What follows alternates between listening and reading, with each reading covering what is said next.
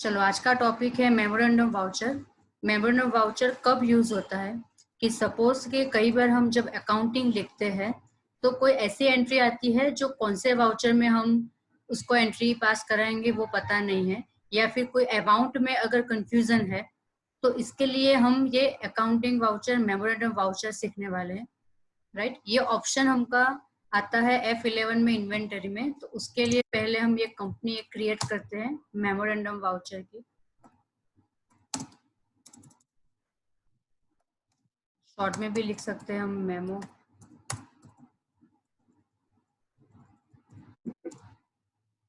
For example हमने ये company create कर ली। उसके बाद फीचर्स के लिए जाएंगे हम F11 inventory features. Inventory features के अंदर यहाँ पे एक ऑप्शन है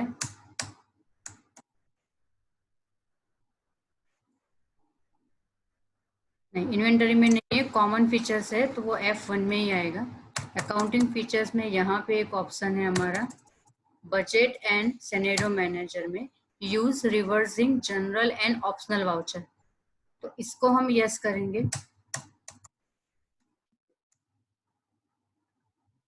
ओके, अभी अकाउंटिंग करने के लिए हमको थोड़ी ओपनिंग बैलेंस हमको चाहिए, तो हम थोड़ा ओपनिंग बैलेंस डाल देते हैं। कैश की ओपनिंग बैलेंस है मेरी 50,000। एक बैंक का लेजर हम क्रिएट कर लेते हैं, bank of India bank account opening balance. उसके बाद सपोज कि हमारे पास एक एंट्री है जिसे मैं यहाँ पे आपको शो कराती हूँ। इस तरह से सपोज कि हमारी ये एंट्री है, ठीक है। ये अभी नॉर्मल एंट्री है जो हमको पता है। फॉर एग्जांपल फर्स्ट जो एंट्री है cash deposit to Bank of India, तो ये एंट्री अभी कहाँ पे आएगी वो हमको पता है। कहाँ आएगी cash deposit to Bank of India की entry? Contra F4। Contra F4, right. इसी तरह से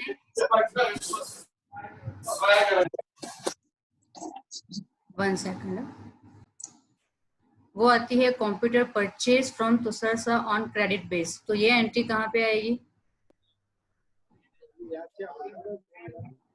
F7 general. F7 general, right. तो इसी तरह से हम नॉर्मली जब भी हम अकाउंटिंग करते हैं तो ऐसी मिक्सअप एंट्री आती है कि कंफ्यूजन के कोई परचेज की एंट्री है, कोई सेल्स की एंट्री है, कोई जनरल में जा रही है, राइट। तो इसको अगर कंफ्यूजन है, कोई ऐसी एंट्री आती है जो हमको पता नहीं है कि ये एंट्री कहाँ पे डालनी है, तो इसके लिए हम ये मेमोरेंडम वाउचर का ऑप्शन हमने यस किया। तो फॉर एग्जाम्पल सपोज कि हमको अभी तो पता है, लेकिन हम ये मान लेते हैं कि हमको ये नहीं पता है कि ये एंट्री कहाँ पे आएगी। तो हमको यहाँ पे अकाउंटिंग वाउचर में जाना है और मेमोरेंडम के लिए शॉर्टकट है कंट्रोल F10। कंट्रोल F10 करोगे तो ये मेमोरेंडम का ऑप्शन यहाँ पे आ जाएगा, ठीक है। नॉर्मल हमको जो भी उसकी डेट पता है वो डाल दो। सपोज के ये 1/5 की एंट्री है, कैश डिपॉजिट है, कैश डिपॉजिट की एंट्री है तो कैश क्रेडिट हो जाएगी और बैंक डेबिट हो जाएगी। तो bank of India debit, for example उसकी अमाउंट है 50,000 और कैश क्रेडिट, तो ये हमारी एंट्री हो गई। इसी तरह से सेकंड हमारी जो एंट्री है कंप्यूटर परचेज फ्रॉम तुषार सा ऑन क्रेडिट बेस, तो यहाँ पे कंप्यूटर परचेज की एंट्री करेंगे। अभी कंप्यूटर परचेज किया तो एक कंप्यूटर का लेजर हमको यहाँ पे क्रिएट करना पड़ेगा, तो अल्टर C करके हम यहाँ पे क्रिएट कर लेते हैं। कंप्यूटर हमारे लिए फिक्स एसेट्स है। कंप्यूटर परचेज किया हमने, कंप्यूटर के अमाउंट है 35,000 और पार्टी का नाम क्रिएट करना,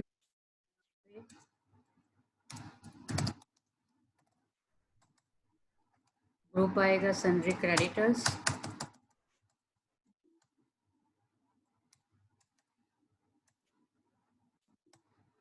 राइट, तो हमने इस तरह से ये एंट्री कर ली। 2 एंट्री कर ली।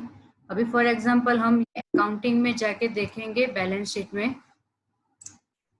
तो यहाँ पे देखो कैश और बैंक बैलेंस जो हमने ओपनिंग बैलेंस डाली थी वही है, यानी कि इसकी इफेक्ट कहीं पे भी नहीं होती है। जो भी एंट्री हम मेमोरेंडम में डालेंगे उसकी इफेक्ट अकाउंटिंग में नहीं होगी।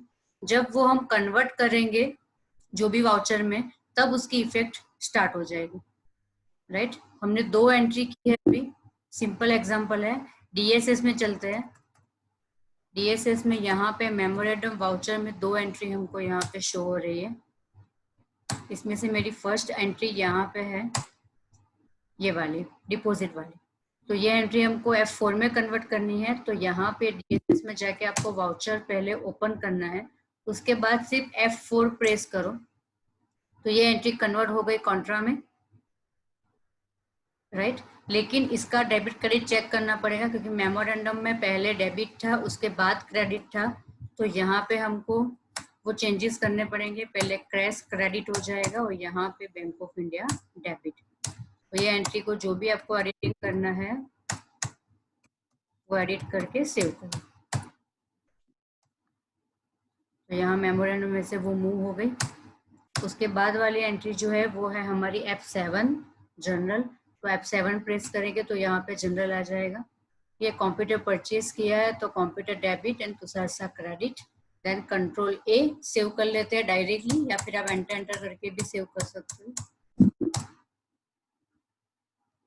तो ये एंट्री यहाँ पे जो वाउचर में है वहां पे वो मूव हो गई, यहाँ पे कंट्रा में, यहाँ पे जनरल में, और जो भी उसकी इफेक्ट है वो हमको यहाँ पे डिस्प्ले में आ जाएगी। देखो ये क्रेडिटर्स हमारा हो गया, एसेट्स में कंप्यूटर आ गया, कैश हमारा 0 हो गया, बैंक बैलेंस हमारा बढ़ गया,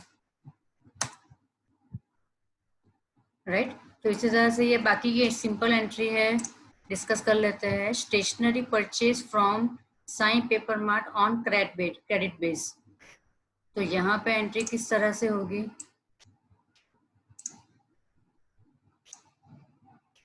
ये एंट्री कहाँ पे आएगी,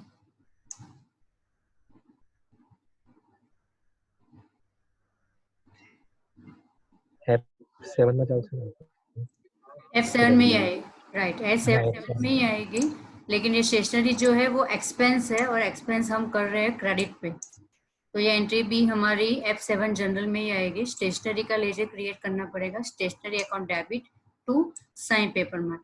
लेकिन ये सारी एंट्री पहले हमको कहाँ पे डालनी है, कंट्रोल F10 मेमोरेंडम में, उसके बाद उसको डीएसएस में जाके कन्वर्ट करना है जो भी वाउचर में। चलो उसके बाद है commission received from Purvisha by cash. Commission received है तो ये एंट्री कहाँ पे आएगी, Vaishali forum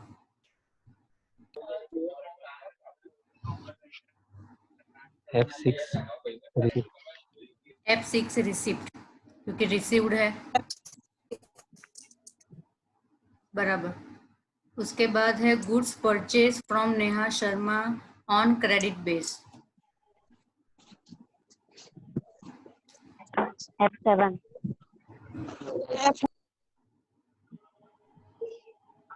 goods purchase from Neha Sharma on credit base, ये एंट्री कहाँ पे आएगी,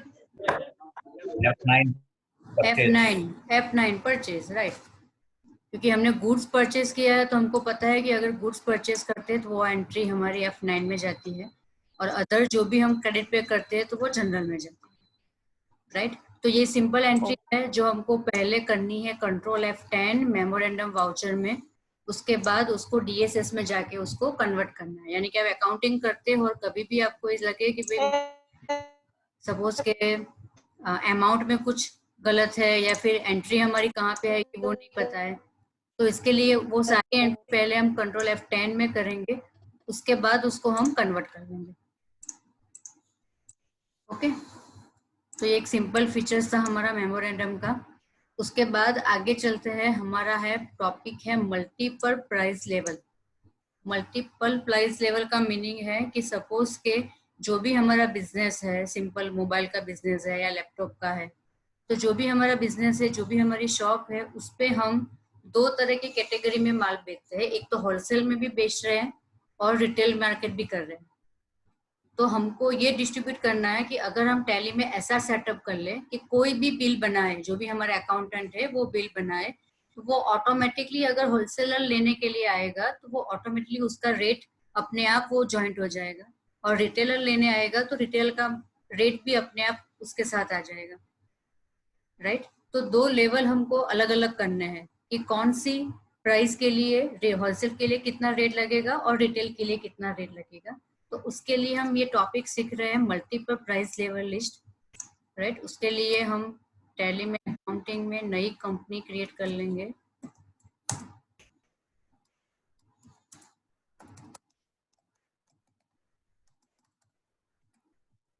कंट्रोल ए। उसके बाद हम जाएंगे F11। F11 में इन्वेंटरी फीचर्स। इन्वेंटरी फीचर्स के अंदर यहाँ पे एक ऑप्शन है सेल्स मैनेजमेंट। सेल्स मैनेजमेंट का ऑप्शन है यूज मल्टीपल प्राइस लेवल, इसको हमको यस करना है। और एक और ऑप्शन भी हम यहाँ पे सीख लेते हैं कि अगर मुझे साथ में डिस्काउंट भी देना है, जो भी हमारे माल लेना है उसको 2%, 10% जो भी डिस्काउंट लेना है सेल्स की एंट्री के साथ, तो यहाँ पे use separate discount column in invoice, उसको भी यस करेंगे। और यहाँ पे मल्टीपल प्राइस लेवल का ऑप्शन यस करेंगे। प्राइस लेवल ऑप्शन यस करेंगे तो हमको प्राइस लेवल दिखाना पड़ेगा कि कितने हमको लेवल क्रिएट करने हैं।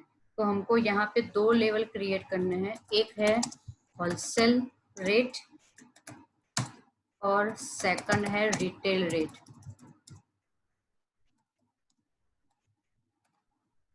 तो ये हमने दो लेवल क्रिएट कर लिए हमारे आइटम के लिए, और इसको सेव कर दो।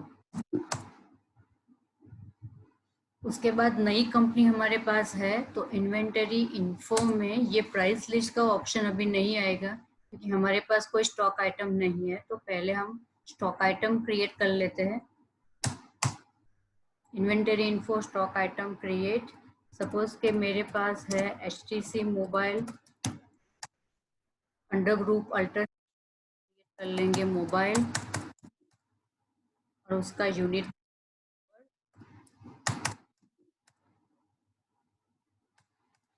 क्वांटिटी हम यहाँ पे डाल देंगे। सपोज के 150 क्वांटिटी मेरे पास है और एक का रेट है 6500।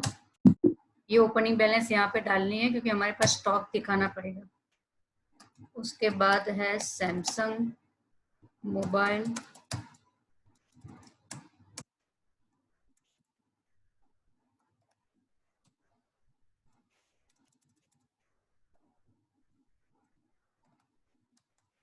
इसका भी अंडर ग्रुप ले लेंगे। मोबाइल नंबर क्वांटिटी डाल देंगे, 200 मोबाइल मेरे पास पड़े हैं और रेट है इसका 7500,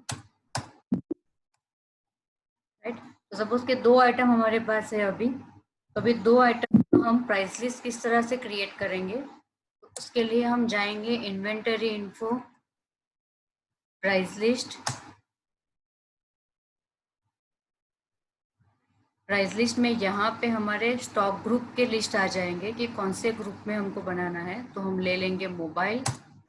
मोबाइल में दो लेवल हमको चूज करना है कि आप रिटेल का चार्ट बना रहे हो या होलसेल का चार्ट बना रहे हो। तो फर्स्ट यहाँ पे हम ले लेंगे रिटेल।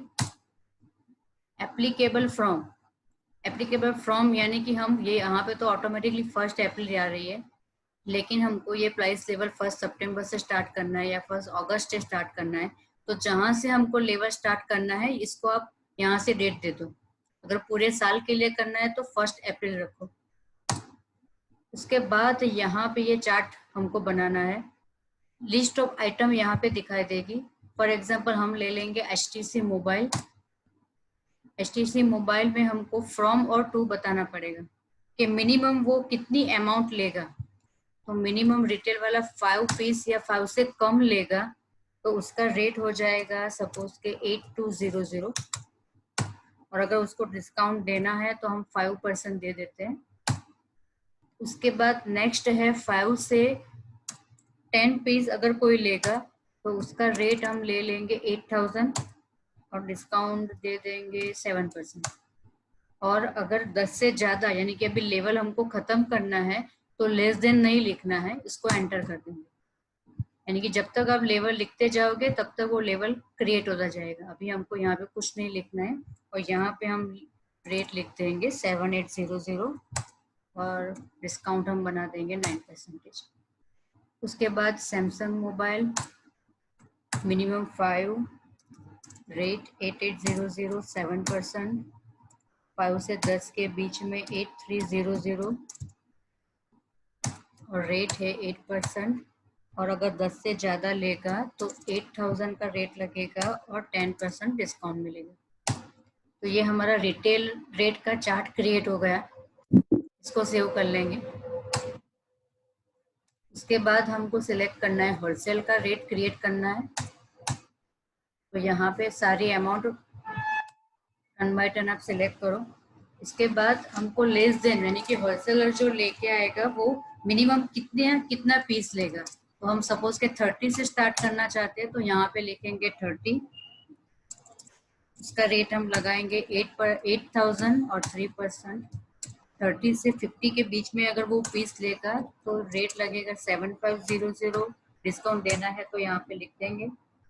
और अगर 50 से जितना भी ज़्यादा लेगा तो इसका रेट लगेगा हमारा 7000 और यहाँ पे आ जाएगा 7% डिस्काउंट। इसी तरह से हम सैमसंग का भी क्रिएट कर लेते हैं। 8500 4%। 30 से 50 के बीच में अगर वो माल लेगा तो उसका हम 8000 लगाएंगे और उसका डिस्काउंट हम 5% रख देते हैं और 50 से ज़्यादा लेगा तो 6%।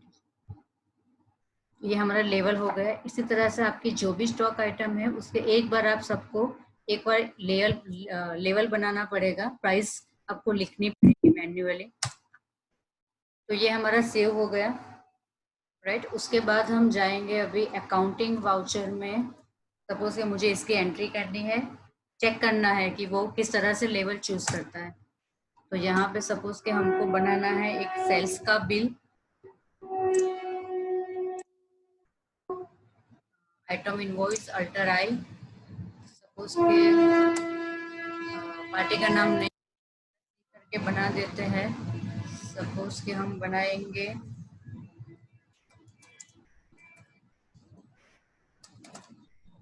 मोबाइल वाला हमारा डेटर्स है कि हम माल बेच रहे हैं।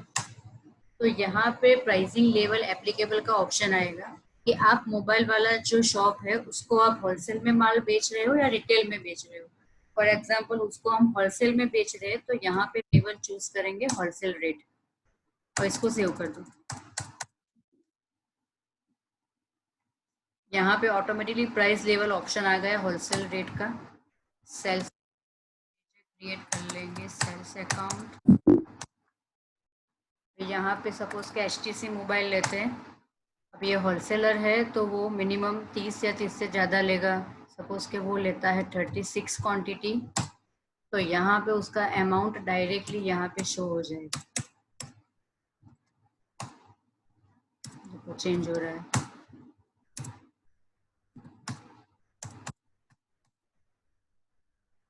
उसके बाद अगर सैमसंग मोबाइल लेंगे 60 पीस तो वो अपने आप चेंज हो जाएगा। अगर हम क्वांटिटी चेंज करते हैं तो वो अपने आप चेंज हो जाएगा,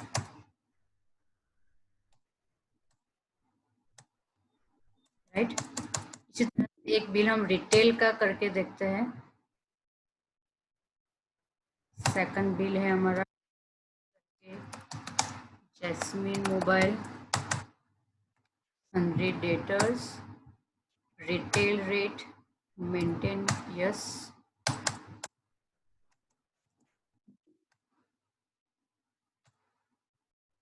सेल्स अकाउंट सपोज के HTC मोबाइल बेच रहे हैं तो अगर 5 पीस बेच रहे हैं तो उसके हिसाब से रेट यहाँ पे आ जाएगा ऑटोमेटिक। अगर 9 बेच रहे हैं तो उसके हिसाब से आएगा, 15 बेच रहे हैं तो उसके हिसाब से आएगा। ये ऑटोमेटिकली यहाँ पे वो चेंज कर देगा।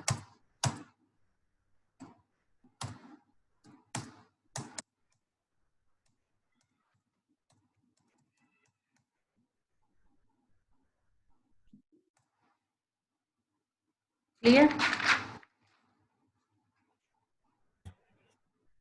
મેડમ આમાં ઇન બિટવીન રેટ ચેન્જ થાય તો એની ઇફેક્ટ કેવી રીતના આવશે? તો જે બિલ